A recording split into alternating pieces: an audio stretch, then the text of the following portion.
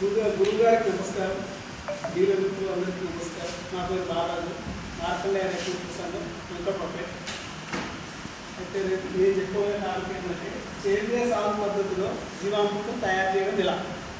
అయితే ఇప్పుడు మనం రోజు చూస్తున్నది ఏంటంటే హెల్త్ పరంగా మనకు చాలా లాస్ అవ్వడం అంటే ఏంటంటే రసాయన ఎరువులు వాడడం వల్ల రోజు ముక్కలు కానీ వగేరా ఏవైనా కావచ్చు.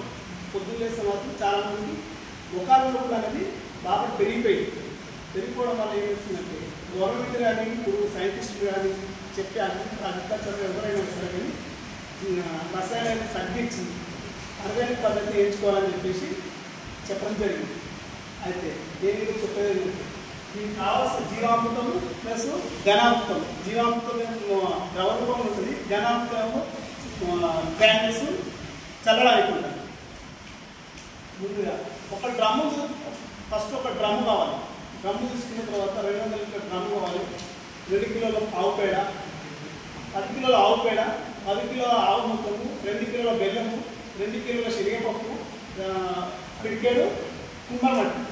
అయితే దీన్ని కలపడం ఎలా అంటే తయారు చేసే పద్ధతి ఎలా అంటే ఒక డ్రమ్ములో 180 లీటర్ల నీళ్ళు పట్టి అందులో ఫస్ట్ ఏం చేయాలంటే ఆవు పేడ ఏంటి పచ్చి పేడ ఉండాలి.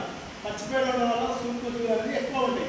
ఎండింగ్ బాగుంటాయి కాబట్టి అక్కడ సూక్ష్మజీవులు పెట్టుకుంటారంటే పచ్చి పేడ వాడాలని చెప్పేసి పచ్చిపేడ తీసుకోవచ్చు. పచ్చిపేడలో దాన్ని నీళ్ళలో కలిపిన తర్వాత నెక్స్ట్ దాని తర్వాత వచ్చేసి పిండి, శనగపిండి కానీ శనగపిండి, కందిపిండి, లేకపోతే పెసరపిండి, మినపిండి ఏదైనా సరే, సోయలు, వేరుశనగ పిండి మాత్రం వాడాలి. తర్వాత ఇంకోటి వచ్చేసి ఆవు మూత్రం పోసిన తర్వాత బెల్లం, 2 కిలోల బెల్లం. నల్ల బెల్లం అయితే బాగుంటుంది. నల్ల బెల్లం అన్నారు ఫర్మెంటేషన్ అనేది అలా ఎక్కువ ఉంటుంది.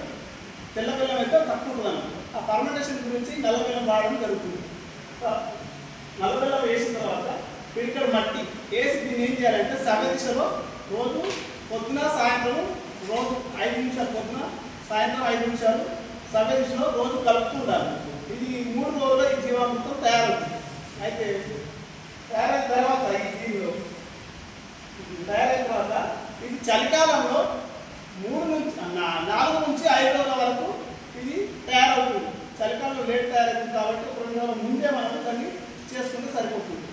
100 లీటర్ల నీటికి 10 లీటర్ల జీవామృతం పోసుకుంటూ దాన్ని మనం పిచికారి చేసినట్టయితే బాగా పనిచేస్తుంది. ఫస్ట్ సెకండ్ సారి 150 లీటర్లకు 15 లీటర్ల జీవామృతం పోసి దాన్ని పిచికారి చేసుకుంటే సరిపోతుంది. ఇట్లా 3 సార్లు చేసిన తర్వాత 4వసారి గుల్లటి మజ్జిగ తీసుకుని స్ప్రే చేస్తే మనకు బాగా రిజల్ట్ ఉంటుంది. ఓకేనా?